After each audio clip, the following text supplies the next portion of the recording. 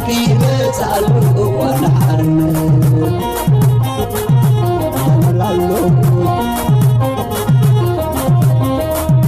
أبزقوا أبدالك نعشمت مزمزة نتوم كل سبب طولا مسقرزة سرنا مسافرتي إننا بعد ماما سرنا سسوزري لا تعصقنا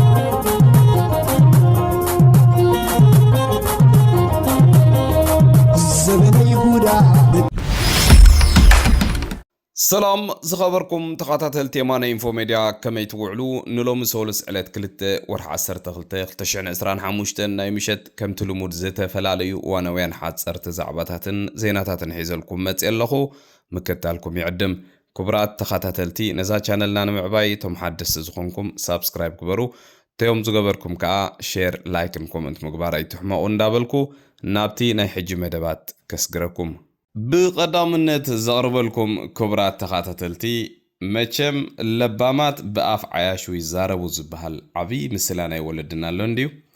اتدراماتات حجيخا كمتي ابز حالفه زتتصبنايو كومونا قديمنا زتتنبنايو مالتي دراماتات حجون كقصل يحسبالو بخفالات እንዳገበረ ድራማታት መጽዘሎ እዚ እንታይ ይኑ ምባል እንድሕር ኮይኑ ህግደፍ እንታይ ዝገብር ንዓና ብፍላይነቶም ደለይቲ ፍትሒ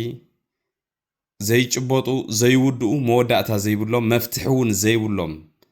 አጀንዳታት ይድርብሞ ናባና ንሕና ኣብኡ ወርሒ ክልተ ወርሒ እንተገርና እቲ ኣዋርሕ ክልተ ወርሕ ኩሉ ግዜ ብዘዝ መጽ አጀንዳ እንተቆፂርካዮ ዓመታት እዩ ዓመታት ብዝኸደ ቁጽሪ ከዓ ህዝብና ስቃይ ህዝብና እንዳተናውሒ ዝኸይድ ዕድመ ስልጣንና ይትውልቀ መላኽ ድማ እንዳነውሒ ይኸይድ ማለት ሕጂውን ኣስተውዕሉ መንእሰይ ሓደሽ ድራማታት ይመሃዙሎ ሓደሽ ድራማታት መዓልታዊ ይመጽሎ እዚ ብመደብ ገንዘብ ኢንቨስት ተገይረሉ ዝስራሕ ዘሎ ስራሕ ምዃኑ ማንም ተቃላሳ ይክፈልጥ ክኸላሎ ሓደ ሰብ ንነብሱ ኢሉ ይዝቃለስ ንኻልእ ሰብ ኢሉ ይቃለስኒ ኣብዚ ሕጂ ንሪኦ ዘለና ድማ ገንዘብ ከይተረፈ ኣፍሲሶም እቲ ገንዘብ ምናልባት 100 ውጽኦም 1000 ዝኸስብሉ እንድሕር ኮይኖም ብዝተፈላለየ መገዲ ነዚ ቃልሲ ይቃለሱ ኣለዉ ብዙሓት ሰባት እጁን አጀንዳታት ሓደሽቲ መዓት ይመጽሎ ወሳኒ ነገር ኣብዚ ናትና ንቕሓት ምብራኽ እዩ ነዚ ዝመጽ አጀንዳታት ከይተቐበልና ንቕድሚት ምምራሽ እዩ በዛ ኣጋጣሚ ግን ክቡራት ሰማዕቲ ነዚ ንኸዶ ዘለና ጉዕዞ ሓፈሻው ግን ኣብ ቃልሲ ክንደይ ዓይነት ተቃለስቲ ኣለዉ ዝብል ሓንቲ ዓንተቢ ሕልፍ እንዳበልኩሲ ካብ ሓደ ተባዕ ተቃላሳይ ሓውና አንጎሶም ዝበሃል ኣብ ሃገረ ዴንማርክ ቅድሚ ሕጂ ዝክርዎ ኢኹም ብሕማም ካንሰር ሓሚሙ ዝነበረሞ ብድሕሪኡ ብታምር ዝደሓነ ካብቶም ኣዝዮም ሓያላት ተቃለስቲ ናይ ዴንማርክ ዝጻሓፈ ሓንቲ ጽሕፍቲ ደስ ዝበለትንላ ነዚ ዘለና ይህሉ ኩነታት ትገልጽ ኣብ ውሽጢ ዝኾነ ፖለቲካዊ ወይ ፍትሓዊ ቃልሲ ሰለስተ ዓይነት ተቃለስቲ ኣለዉ ትብል ጽሕፍቲ ቢበሲ ናባኹም ከቕርባ ደልየ ምክንያቱ ነዚ ዘለና ኩነታት ትገልጽ እንታይ ዝብል ሓውና አንጎሶም ኣብዛ ናቱ ጽሕፍቲ ኣብ ዝኾነ ሰውራ ቃልሲ ልሙድ እዩ ነፍስ ወከፍ ንሓደ ቃልሲ ብኸመይ ከም ጸልዎ ክገልጽ ኢሉሎ ቀዳማይ እቶም ሓቀኛታት ተቃለስቲ መን እዮም ዘ ትሩ ፋይተርስ እዞም ተቃለስቲ እቶም ሙሉእ ተወፋይነት ዘለዎም ንጹር ራእይ ዕላማን መትከላትን ዘለዎም ግዜ ገንዘብ ዕድል ጸዓትን ክሳብ ህይወቶም ዝስው እዮም ስትራቴጂ ዘለዎም ሞራል ልዑል ይሕዙ ናይ ነዊሕ ግዜ ራእይ ኣብ ግምት የእቱ ጽልኦም ኣብ ቃልሲ ዓንዲ ሕቆ ኮይኖም ኣንፈት ዝቐምጡ ጸዓት ህያው ዝገብሩ እዮም ሰውራ ከመይ ገይሩ ይጥቀመሎም ከም ስትራቴጂካዊ መራሕቲ መማህራን ወይ ኣሰልጠን ተፍልጦ መሃብ ካብ ጸላኢ ምክልኻል ብሞራልን መጎስን ቀጻልነቶም ንምውሓስ ቦታን ዋጋን ብምሃብ ክጥቀመሎም ኣለዎ እቶም ካልኣይ ይብል እቶም ድሕር ዝብሉ ኦን ኤንድ ኦፍ ተቃለስቲ መን እዮም ወይ ከዓ እዚኦም ሄሲቴተርስ በሃሉ ማለት እዩ ገንዘብ ዝኸፍሉ ኣብ ፍጻሜታት ወይ ንጥፈታት በብእዋኑ ዝሳተፉ ርእይቶን ሕቶን ብተደጋጋሚ ዘቕርቡ ነቐፍትን ተሓለቕትን ኮይኖም ዝቐርቡ ኣብ ርእሲ አጀንዳታት ይሰርዑ ቅድሚ ስሩዕ ኣኼባ ብድምር መጋረጃ ብድሕር መጋረጃ ኣኼባ የዳሉ ናብ ሰሚናር ተወዳዲቦም ይኣቱ ቅድሚ ምስምዖም ግብረ መልሲ ይህቡ ኣስተውዕል ሕጂ ንብጻዮም ይዝልፉ ኣብ ውልቃዊ ህይወት ብጻዮም ኣትዮም ይጻረፉ ክብሪ ይቕንሱ እዞም ሰባት ተዋላወልትን ዓንቀፍትን ኣህለኽቲ ጸዓት ቃልሲዮም ጽልኦም ኣብ ቃልሲ እዞም ተቃለስቲ ልክዕ ከም ክታበት ዘይወሰዱ ህፃናት እዮም ብዚ መጽ ሓሳብ ዝሓሙን ንኻልኦት ግዳያት ዝገብሩን እዮም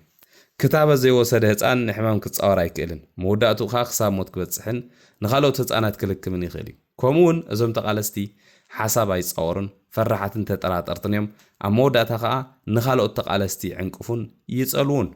سورا كما يغيرو يتقوملهم مجمريا نتي برين ووش غيروم زلو صلاين تحتي نقحاتن مدهانيت كرخبولهم አለዎ ከምቲ ክታበት ህፃን አንጻር ሕማማት ሰውራውን ነዞም ሰባት ብትምርትን ንቕሓትን ብጎስጓስን ውዳብን ክኸትቦም ይግባእ እቲ ክታበት አንጻር ቃልሲ ዝኾነ ትሕቲ ንቕሓትን ድንቁርናን እዩ ሰለስተ እቶም ሳልሳይ ዓይነት ድማ እቶም ገለልተኛታት መን እዮም ወይ ከዓ ኖይትራልስ ዝበሃሉ ወይ ከዓ ማእከላይ መርገጽ ዘለዎም ማለት እዩ በዛ ጥንታዊ ደርፊ ዓድና እስከ ክምስሎም ይልሉ كديوم عدقوانا خيديوم في الشيخ ندابلكي لبهم تعذب يوم زوم تقالستي كافتحي حقيقة عن الناس توشوا بيوم زوم تقالستي نازولو قلتنياتات كاب قطر قالسي بخيروم كاب قطر قالسي بخيروم أم ماس ميديا الدفاع زهانو زيوم بزتفبرخ حبريتان زتا ألم زينا ناداليوم ناب قطر خلت زلو توالاولتي تقالستي يمقبو اتوم اب قطر خلت زلو غا مسارحتات ناتهم كوينوم ناب قطر حدا نزلو حقنياتات تقالستي وترو خبدهم يرأيو ازوم اب محبراو ميدياتاتن ناي فتحي بيت كريستياناتن نرخبهم قللتنياتات نزوم اب قطر خلت تقصو توالاولتي مانوبيليت እንዳገበሩ ንቃልሲ ይዘርጉ ወቅታዊ አጀንዳታት ምስከይድ ቃልሲ እንዳዳለው ንቃልሲ ዕንቅፉ ንተቃለስቲ ይምርዙን بودق كنت أمرون تعبيتن أن تبعيتهم تبعتن وفياتن تقالستي كزلفون نتوفاينتهم كقنسو يرأيو سورا دا آخم يجيرو يتقام الله نتوم حق أنياتها تقالستي تمرتن حبريتان بقبو كهبي اللو كمتي نعاسو تطفئ نتانتو كتكالاخل زلكا نتانتو كتكالاخل كا نمرابحت أنتو كتدفن زلكا نتنسل إن مرزن حاسوتن مفلاين زناز حزلوا بعتتاتهم كعنوان اللو كمون أولاتو بقبو كللن كفلن يقبع كمتي سكيعت لامسيانت أنتو قابش أنا دم زرحقا حاد قالسقان أولاتو كلاخلن حق ختكلن يقبع نزغا نتوم زنصر نزتوعن أولات بقبو كسندن كحزن يقبع بزاناي ماتا مغاند تقص صحفي كعصو يبل مجمرتا شلل يبلوخا دحري يسعقخا دحري قالوسخا موداتا نسخا تعوت حونا أنجسوم أنجو مالت بتعمي جلاسيت ندتبلن نزاز لنا حجي كونتات صبوق يرا كوفا بيلا تجلس كل أنت كونتات نصحفتها حونا أنجسوم برعا يسسن قصلوتي كان عين صحفات كلها كايدلني كتيلا زقرب لكم كبرات تخاتلتي أبز حلفة قد مخلطة مع التبيلو بعربي مثلني والكمال أخي إسياس أفوركي ناب هاجر السودان عدت جيرونيرو أبورت سودانون مستناي سودان جزياوي وتدراو مراح زلو البرهان تراخيبو أبو خمزتي بوزح من شبل على تحت نكمل كنينيرو أبتاوانتي الزينة بصراحنا لا أبزاناتي زيناتها مليسكم كتر يدخل يخم تاي لكم نيرة إسياس أفوركي خابتن قدامت علاماتنا بورت سودان زخيرتو أبز حجي وان بتدقاقامي بأوروبا وحبرت بأمريكا بخالوت هاجرات عرابن زقرب زلو ناي سلام سممع لك خمزة ناي بريتوريا زتدالوي حادة قالو ناي سلام سممع تساوعيت مالتي أبز حالفة البرهان نتيجونير ولا قد مي إسياس مخادو جن already بتليفون نقلن سلستزاربو بعلى إسياس نتيجونيرو تزنس أقول له مخنيات أبتوانة تدما يونايتد عرب إمارات سات دردر سلزلا كتوت سأل وازبلي بدحريو دما ازي نسخوم يلو حسب مسقر البرهان اتوم تدارادرتي ويكاتهم ناي امريكا ناي اوروبا حبرت نتخوينات دو كوبلو دليوم زلو كال اجن مايمين كال نتي زنبر بروبوزال اما حيشوم يونايتد عرب اماراتس اوتيوم ديم غلغيروم كال اي غزي حسب مسقربو ناي سلام سمع نخفرم تمالي سوني ريو اماندي the 1st December يبلوك مالو البرهان ازي تحاسيبو زلو ناي سلام سممع بفصم تأمر زخون ايكولن اي تحسبو دو اي نبولونينا خوينات سلازي ناي سلام سممع زبهال نغر يلنيلو ملس خمز هابت مالي افزي سودان تريبن زبهال حدا عبي معكن زينا ناي سودان صبص يبولا مالتي سلازي تازبلنايا ميت حق خوينا دو إسياس ناي قبص تلقو حيزو مجمرتا نا قبص خيدو خا قبص ناب هاجرو تمليسو ناي قبص تلقو حيزو ناي بعلوون تلقو حيزو لك خمتا وعل بريتوريا زسنبرتو وعل بريتوريا خيت فرم اب سودان امنغو سودان ازي اغيرو مصيلو بسودان بلكم ازي ادما ردئتيا سودان كمتا زلاتا بخينات حدحدن بغرجتن كوميلا نختنبر ኢሳያስ ከዓ ኣብኡ ወታደራት እንዳሰልጠነ ድዩ ገለ እንዳገበረ ዕድመ ስልጣኑ ንምሕላዊ ካልእ ዋላ ሓንቲ ነገር የለን ምክንያቱ ኢሳያስ ኣብ ጎረባብቲ ኤርትራ ዘለዋ ሃገራት ሙሉ ብሙሉ ኣብ ትሕቲ ቁፅፅሩ ብዝተፈላለየ መገዲ እንተዘይእትይወን ሓንቲ መዓልቲ ክስሕና ምዃኑ ኣፀቢቑ ስለ ዝፈልጥ ማለት እዩ ስለዚ ተግባራት ናይ ኢሳያስ እንዳረኣናየን ኣብ ኣኸለዋ ይትግበር ኣለዋ ማለት እዩ ብምቕፃል ዘቕርበልኩም ክቡራ ተኸታተልቲ ናይ ህግደፍ ናይ ፕሮፓጋንዳ ሰባት ተባሂሎም ኣብዚ ማሕበራዊ ሚድያ ዝቐርቡ ሰባት ሰብ ድዮም ሮቦት ድዮም ኤኣይ ድዮም ዋላ ሓንቲ ናይ ባሕቂ ክተለልዮም እውን ኣይትኽእልን ኢኻ እዚ ቀጢን ሰብኣይ እዚ ቅድሚ ሕጂ ኣቕሪበልኩም ነይረ ኣብቲ ግዜ ናይ ኩናት ናይ ትግራይ ዝነበረሉ ይመስለኒ ብዙሕ ይፍክር ነይሩ ብዙሕ ይዛረብ ኣነ ይፈልጦን ሽሙ ኸማን ኣይፈልጦን እንታይ ይስርሑ ግን ናይ ፕሮፓጋንዳ ገለ ተባሂሉ እዩ ተሰሪሑ ግን ፈፂሙ ናይ ፕሮፓጋንዳ ኣንፈት እኮ እዩ ዘይብሉ ሕጂ ብጣዕሚ ዝሕዝነካ ኣብ ልዕሊ ህዝቢ ኤርትራ ዘለዎም ንዕቐት ግን ይገርም እዩ ሕጂ እንታይ ዝብለና ዘሎ ሕጂ ኸ ንኣብይ ኣሕመድ እንዲ ዝፍክረሉ ዘሎ በቃ ኣዴታት ኢትዮጵያ ሲ ዘዝመፀ መንግስቲ ርእሰን ደርሚምዎን በቃ ብፀሊም ተኸዲነን ጥራሕን ክሕልፎ መሳኪን ሕጂ ድማ ብዙሕ ኣደራዒ ይፅበኦም ዘሎ ኢትዮጵያውያን የደንግፁ እዮም እዩ ዝብል ዘደንፅ እዩ ትዝገርመኩም ኣብይ ኣሕመድ ምስ ኢሳያስ ብሓንሳብ ኮይኖም ኣብ ትግራይ ኩናት ኣብ ዝነበረሉ እዋን እዚ ቀጢን ሰብኣይ እዚ መፅዩ ሕጂ ተዓሪ እዩ በቃ ብሓንሳብ ኮይንካ ክልተ ሃገራት መፃኢኻ ምህናፅ ጥራሕ እዩ ድሕሪ ሕጂ ኩናት ዝበሃል ነገር ክህሉ ይክእልን እዩ ገለ እንዳበለ ይዛረብ ነይሩ ሰብኣይ ዝበዕሉ ካልእ ምዛ ቪድዮ ድሓን ካልእቲ ቪድዮ ላ መስለናቱ ከስማዓኩም ብጣዕሚ ዝገርም ብዛዕባ እዚ ኣብ ትግራይ ዝተፈፀመ ዝበሃል ዘሎ ነገራት ክሕደ ቢሉ ተን በዓል ዑስማን ሳልሕ በዓል ኣላሚን መሐመድ ስዒድ ገለ ዝበልዎን ኢትዮጵያ ከይትባታትን ዋጋ ክንከፍል ኢና ዝበልዎን ክሕደ ቢሉስ ኣብቲ እዋን እቲ ተደምረናል ገለ ክትብል ከለኻ ኣብይ ኣሕመድ ምሳኻ ተፀጊዕና ዝነበርና ኮ ነቲ ተደምረናል ነጉድሎ ኢና ነርና ምጉዳል ኢና ንሰርሕ ነርና ንሕና ድማ ስራሕና ኢና ንሰርሕ ነርና 70,000 መንእሰይ ዋጋ ምስተኸፍለ 70,000 መንእሰይ መቢልኩም ነዲኡ ኣበይ ከም ጠፍአ ኸማን ክትነግርዋ ብቕዓት ዘይብልኩም ደረጃ ራዕራዕ ምስ በልኩም ኦኬ እቲ ናይ ዶብ ኩናት ኢልኩም ዝጀመርኩም ናይ 2000 ዓመተ ምህረት እኮ ተዋሓደት ስዋኣት ነጊርኩም ኢኹም እዚ ናይ ሕጂ ስውእ እንታይ እዩ ኣበይ ኣሎ ኢልኩም ኣነ እቲ ንዕቐቶም ብጣዕሚ ዝገርመኒ ከመይ ለሚሳ ከም ዘላ ተሃገር ግን ብጣዕሚ ይገርመካ ዝኾነ ግን ተን ቪድዮታት ስምዖን ኢኹም ዘዝመፀ ስርዓት ዘዝመፀ መሪሕነት ዘህልቆ መዋእሉ ኣዴታት ኢትዮጵያ ፀሊም ተኸዲነን ክነብራ የሕዝነካ እዚ ሕጂ ዝመፅኦም ዘሎ ኣደራዕ ግን እቲ ዝኸበደ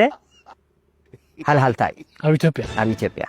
ስለዚ እዞም ሰለስተ እዚኦም ኣበይ ኣለው ንሕና ኣብ ነንታይ ዝፋን ኮፍ ኢልና ኣለና ሓደ ዕዋላ ኣተዓባብያ ዝዓበየ ቀንጠብጠብ ስርቂ ሸጠፍ ሓሶት ዝዓበየ ቆልዓ እዩ ልክዕ ትካየዱ ኣብቲ መደመርኛና ይሱ ስንደመር ዝብለ ነበረሲ ንነፍስ ወከፍ ቃል ንሱ ዘውፅኣ ኢዲት ንገብራ ከም ዝነበረ ህዝቢ ኤርትራ ሳይፈልጦን መስኪና እጅግ ለምንወደው ለኢትዮጵያ ያለው ፍቅር ከምትገምቱት በላይ የሆነው ስለኛ ተናግሮ የማይጠግበው ኢሱ ክብርና ምስጋና ይገባዋል ነፍስ ወከፍ ቃል 2018 መፂ ነፍስ ወከፍ ቃል ንሱ ድርብያ ዝነበረ ይሞምየ ነይር ህዝቢ ኤርትራ መደመር ናቱሲ ንሕና ሙግዳል ንሰርሐ ከም ዝነበርና ኣይፈልጥን ንሕና ክልተ ህዝብታት ዘይኮነ ሓደ ህዝቢ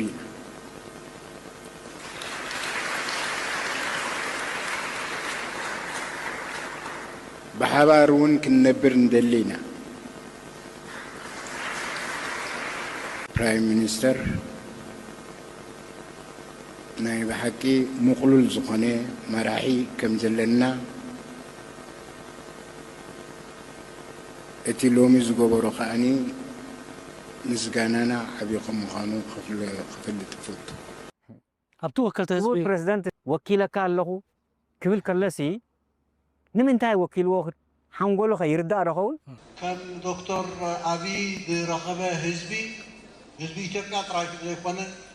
ህዝቢ ኤርትራን ህዝቢ ኢትዮጵያን ረኺብዎ ዘሎ ዕድል ቀሊል ነገር ኣይኮነ ሂበካ ኣለኹ ምርሓና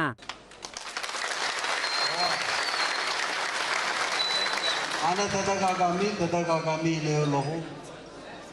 وانا تكبر نقر دحرانه وكيل نصاحة مرحلة نقول العالم نروح عبو سيلة وين نرى ناخد حمنم انتي لازم له ديكونا ناي بحكي وكيل نصاحة مرحلة እንታይ ማለት እዩ ትርጉሙ ሓደ ኣዝዩ ፈላስፋ ናይ ፖለቲካ እዩ ብምቕጻል ዘቕርበልኩም ድማ ክቡራት ተኸታተልቲ መቐጸልታ ናይቲ ኣብዚ ሰሙን እዚ ተደጋጋሚ ዘቕርበልኩም ዘለኹ ኣብ ኦርቶዶክሳዊት ቤተክርስትያን ኤርትራ ዝግበር ዘሎ ጉድ ክፍኣት ምንታን ህዝቢ ንኽርድኦ ማለት እዩ ህዝቢ እውን ጽቡቕ ገይሩ ኣዌርነስ ንኽህልዎ ሕጂ ድማ ሓንቲ ቪድዮ ካብ ናይ ኣቦና ቀሺ ማሪቆስ ዩቱብ ዝተቖርጸት እያ መስለኒ ከም ጻልኩም እየ ቀሺ ሓደ ካህን እዮም ብዛዕባ ስርዓት ናይ ህግደፍሲ ክዛረቡ ከለዉ ስምዑሞ ጉድ ክትብሉ ኢኹም ማለት ሲ ሓደ ቀሺ ከምኡ ኢሉ ክምህሩን ሰሚዐ ይፈልጥኒ መንግስትስ ተን 10 ትእዛዛት ናይ ኣምላኽሲ ንኽትግበራ ይፅዕር ኣሎ መንግስቲ ኤርትራ ዝብል ቀሺ መጽዩ ብኤርትራ ሙፀት ዓለም እዚ ብደውና ከለና ሙፀት ዓለም ቀሺ ኣይኮነ እንዶ መንግስትሲ ዋላቶም ጻድቃት ዝበሃሉ ሰባት ብጣዕሚ ሰብ መቸም ኣብ መሬት ከሎ ተን 10 ትእዛዛት ናይ ኣምላኽ የማልአን እንተይሉ ሓሳብ ጥራሕ ይኸውን ዝኽእል መንግስቲ ኤርትራሲ ምስ ሲኖዶስ ኤርትራ በቃ ኢድን ጓንትን ኮይኑ ይሰርሕ ንሱ ንፈልጥ ኢና ኢድን ጓንትን ኮይኑ ከም ዝሰርሕ ንፈልጥ ኢና ውጪ ዘይግብኦ ማለት እዩ ዘይግብኦ ግን እዞም መራሕቲ ሃይማኖት ተኣምላኽ ኣብ ኣምላኽ ኣብ ሰማይ ዝረኽብዎም መግደፎሱ ናይ ኣምላኽ ፍርዲ እዩ ከመይ ኢሎም ከምዚ ዓይነት ሞራል ሂብዎም ከምዚ ንኽዛረቡ ይገርመካ እዩ እስከ ግብረ መልሲ እውን ኣቦና ቀሺ ማሪቆስ ሂቦሞም ኣለዉ ስምዑ ኢኹም መንግስቲ ኤርትራስ 10 ትእዛዛት ንኽትግበራስ ላዕልን ታሕትን እዩ ዝብል ተን 10 ትእዛዛት መንግስቲ ኤርትራሲ ፈጺመን እንኮይን ዘይምልከቶ ማለት ስሱስ ክገብረን እውን ዘይክእል ነገር ኮይ ታ ቪድዮ ግን ሰምዑ ክትግረሙ ማለት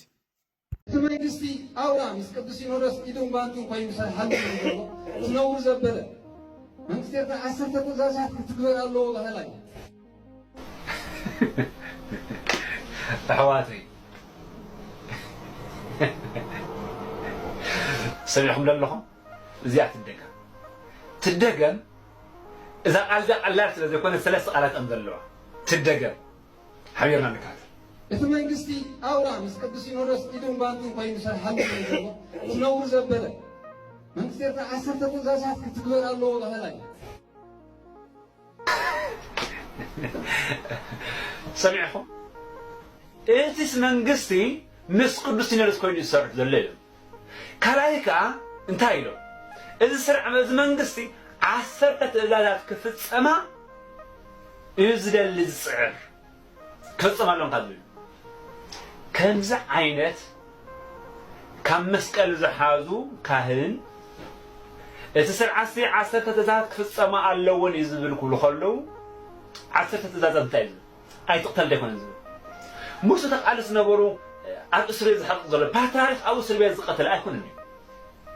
أي تحاسس العسل تزداد بحاسس تنبقى سرعة ديكون زينات كايتمنى ديكون المتعسل تزداد زيناتهم تمنيهم طلعت يكون زيناتهم كحرق لي خلزهم منا يقلي معدك أي تسرق ليكون نزل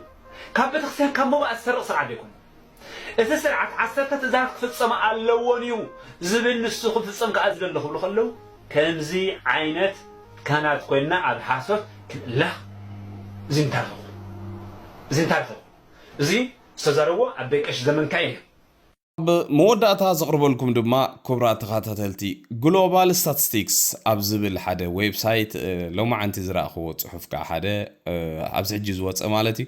so most corrupted countries in the world تن أزين بلشوات ويكاب بلشونا عب قدامي درجة زسرع حجراتنا على ميلو ليستا أوتيلو أبتزوات ليستا دما إنه إيرترا مبل شاوعيتي قينا مسوا على اليمن سوماليا فنزويلا قالت سريعة مالتي مبل شاوعيتي إزي نا إيرترا مبل شاوعيتي مسريعة مخنيات بايزوي قدامي تون سرعت خلي أبعل سومال أبقلتي corruption مولو بروي مالت قرص زلو بارلاما خال نالوم ولا تصبصبون يقرب يومنا عالم كندز ገንዘብ ነይሩ كندز ገንዘብ ጠፊኡ ተሰሪቁ ናብዛአቱ ይለይብልዮም ኣብ ኤርትራ ዋላ ፓርላማ የለ ዝኾነ ፋንክሽን ዝገብር ናይ ሚኒስትር ፋይናንስ ዝኾነ ኩሉ ነገር እውን የለን ዝኾነ ዳታ ኣይርከብን እዩ ናይ ኤርትራ ዝኾነ ዳታ ክረክብ ኣይክእልን እዩ ዋላ እቲ ባንኪ ዓለም እውን ዝኾነ ኣክሰስ የብሉን ምስ ኤርትራ ማለት እዩ ሕጂ እቲ ናይ ኤርትራ ሃብቲ ካብቶም ኣብ ዲያስፖራ ዝርከቡ ዜጋታት ዝርከብ ድዩ ካብ ሃብቲ ናይቲ ሃገር ዝርከብ ድዩ ካብ ኤክስፖርት ኢምፖርት እኳ ዋላ ሓንቲ የለን ዋላ ሓንቲ ካብ ምንታይ ኤክስፖርት ክግበር ግን ካብ ካልኦት ኦርጋናይዜሽናት ናይ ዓለም ድዩ ብልቃሕ ዝርከብ ይኹን ብሓገዝ ዝርከብ ገንዘብ ኣብ ምንታይ ኣትዩ ዋላ ሓንቲ ኣይፍለጥን እዩ ዝፈልጥ ሰብ ዋላ ሓደ ነገር ሰብ የለን ስለዚ ብኮራፕሽን ምናልባት እዘን ቅድሚኣ ዘለዎ ሃገራት ብኸመይ ይኹም ተሰሪዐን ከማ ነገርም እዩ ቀዳመይቲ ኣስራዕ ዝግባእ እዚ ኮራፕሽን እዩ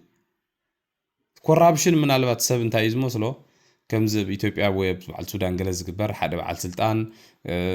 ገንዘብ ይሰርቕ ሰሪቑ ይህፍትም ገለመለ ከምኡ ይኮነን ኮራፕሽን ማለት እዩ ግን ንሱ እቲ ተራ ዝኾነ ኮራፕሽን ኩሉ ሰብ ዝፈልጦ እዩ